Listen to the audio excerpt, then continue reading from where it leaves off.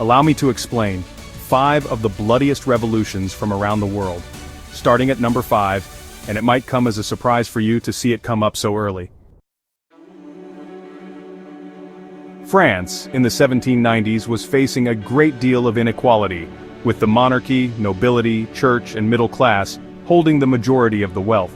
This left laborers and peasant farmers penniless and angry.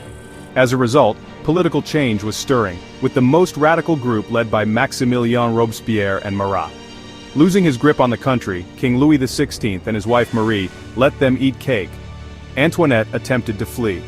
Unfortunately for them, they were caught by a postmaster who recognized the king from the back of a coin in his pocket. With the guillotine just having been invented 2 years prior, they were tried and executed in 1793. It may seem bloody, but this was actually more humane than the manual beheadings that came before it. Most people think of the French Revolution as the fall of the monarchy, which is true, but many of the casualties were civilians too. The Reign of Terror saw Robespierre's radical party beheading anyone they saw as opposition to the revolution. Their paranoia led to over 17,000 beheadings, most of which were ordinary people. These beheadings were public and very popular. Women started to gather to knit together and watch the executions all day. In Nantes, anyone suspected of sympathizing with royalty was drowned in the Loire River. Over 4,000 people died, including women and children. There were also massacres on several occasions, with mobs in Paris running around stabbing prisoners and clergymen, with over 1,000 deaths in just a few days. In total, this frenzy lasted 9 months, but it was cut short when Robespierre himself was guillotined by his political opponents. Charlotte Corday assassinated Jean-Paul Marat in his bathtub, stabbing him with a knife hidden in her dress. To nobody's surprise, she then was herself guillotined. There was then a series of overthrowings with several new governments and reformations before the revolution was itself brutally cut short, with Napoleon making himself first consul in 1800 and later emperor, so it wasn't exactly the most successful. Picture this. It's 1791, and Saint-Domingue, modern-day Haiti, is the crown jewel of the French Empire, producing 40% of the world's sugar and 60% of its coffee. It's also a plantation society built on brutal slavery. Hundreds of thousands of enslaved Africans are working their fingers to the bone, enduring unimaginable cruelty. But over in France, the French Revolution is taking place, and the enslaved people of Saint-Domingue are getting ideas. When the French Revolution kicked off in 1789, the slaves in Saint-Domingue saw their chance. They could fight back against the French colonists and take control of their own destiny. Toussaint Louverture, a former slave turned military genius, would lead the charge. And in 1791, the revolution exploded. What happened? At first it was all guerrilla warfare, attacks on plantation owners, sabotage and ambushes, but the French weren't going down without a fight.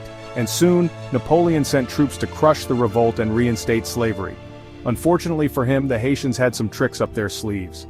Diseases like yellow fever wiped out much of Napoleon's army, and the Haitians were able to use their knowledge of the land and guerrilla tactics to score victory after victory. In 1804, after years of fighting, the Haitian Revolution was a success. Saint-Domingue became the first independent black republic in the world, and the second independent nation in the Western Hemisphere, just behind the United States. But this wasn't just a victory for Haiti, it was a victory for freedom. Now let's talk blood. The Haitian Revolution was brutally violent, and while it didn't last nearly as long as the others, the death toll was shocking. An estimated 200,000 people died during the course of the revolution, and most of those deaths were the result of mass executions, battles, and disease. The white colonists didn't go down without making things ugly either. Thousands of white plantation owners were slaughtered, and in some cases entire towns of white colonists were massacred. The violence was rampant, and both sides committed atrocities. But let's not forget the symbolic nature of this revolution. It was the first successful slave revolt in history, and its impact was so profound that it terrified slaveholders across the Americas. It was a horror show for the French, but a beacon of hope for the oppressed. After the revolution, Haiti became independent, but it paid a heavy price. The country was left economically crippled due to reparations imposed by France. Haiti was forced to pay a massive debt to France for the loss of their colony, a debt they didn't fully pay off until the 20th century. As a result, the newly formed nation was stuck in poverty for generations, struggling to rebuild itself after its bloody fight for freedom. The world had witnessed the birth of a nation forged in fire, blood, and revolution. but Haiti's story was one of never-ending struggle. The year is 1910, and Porfirio Diaz is the dictator of Mexico, ruling with an iron fist for over 30 years. During his reign, the rich lived lavishly, the poor worked on their land for pennies, and anyone who dared to oppose him found themselves either in prison or mysteriously dead. Enter Francisco Madero, a wealthy man who was fed up with the status quo. He ran for president, and Diaz, in his usual fashion, rigged the election claiming victory and jailed Madero. Big mistake. Madero managed to escape jail, called for a revolution, and suddenly the entire country was in open revolt. What followed was a decade-long, brutal battle for Mexico's future. In the north, Pancho Villa led the peasant uprisings, while Emiliano Zapata rallied the south, all demanding land and equality. The revolution was bloody from the start, with massive battles, betrayals, and shifting alliances. After Diaz was forced to resign and flee in 1911, you'd think things would calm down. But nope. Mexico fell into a series of power struggles that led to even more chaos. The country had no peace for years, and Madero's presidency was overthrown. Civil war broke out again, but this time, the rebels had no mercy. The Mexican Revolution saw the deaths of around 1 to 2 million people, and that number includes not just soldiers, but also civilians caught in the crossfire, executions, and burned villages. Rebel leaders fought each other, and every time a new government took power, they would massacre their opponents in revenge. At one point, U.S. troops even invaded Mexico in 1914, trying to stop the chaos and capturing Pancho Villa in 1916, only to fail miserably. By 1920, the revolution's most famous figures were dead or defeated, but it laid the groundwork for modern-day Mexico. The Constitution of 1917 was a huge victory, establishing land reforms and labor rights, but the cost was devastating. The revolution changed Mexico forever, but it did so with a mountain of corpses. Russia in the early 1900s was in shambles. Tsar Nicholas II was out of touch with his people, living it up in palaces while millions of peasants starved and suffered. Sound familiar? Meanwhile, Russia was stuck in World War I, fighting a losing battle against the Germans with underfed, undertrained soldiers. People were angry with the Tsar's rule and they started rioting, demanding bread, peace, and land. In 1917, Lenin and his followers saw an opportunity and stormed the Winter Palace in October. It wasn't as dramatic as you might think. There were no big battles, and really the place wasn't particularly heavily guarded. Lenin and his Bolshevik party just walked in, arrested the provisional government, and declared that they were in charge. With the Tsar out of the picture, things got messy. Tsar Nicholas II and his family were executed in a basement in 1918. Shot, stabbed, and finished off with bayonets. That might have been overkill, gentlemen. But the revolution didn't stop there. Civil war erupted between the Bolshevik Reds and the White Army, which consisted of pretty much anyone who hated the Bolsheviks, monarchists, anti-communists, and even foreign powers like Britain and France that were backing the anti-Bolshevik forces. And with no clear winner, the civil war dragged on, devastating the country for 4 years.